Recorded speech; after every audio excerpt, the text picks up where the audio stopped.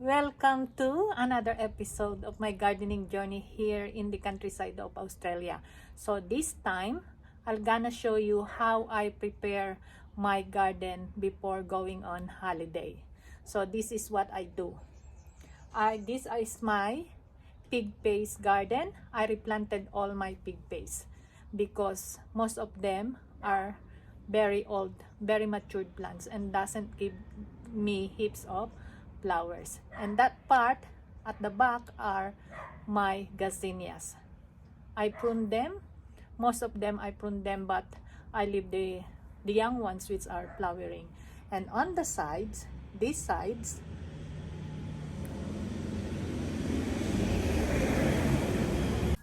so normally we have these pots over here. I remove them.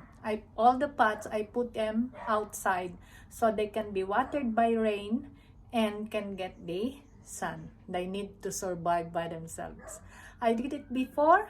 It works, and hope this time it will also work.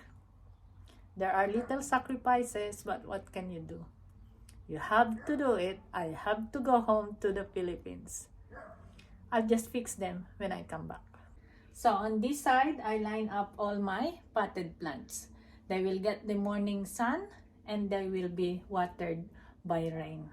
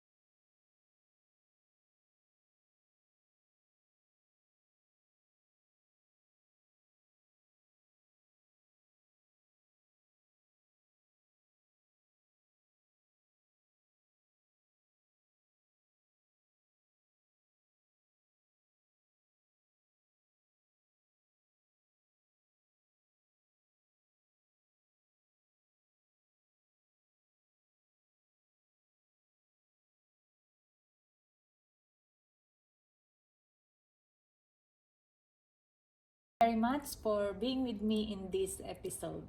Hope my plants will survive, and when I come back, they're all flowering. Fingers crossed.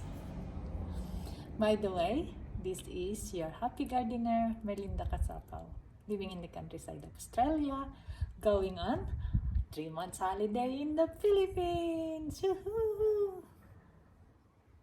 Thank you very much. Bye-bye.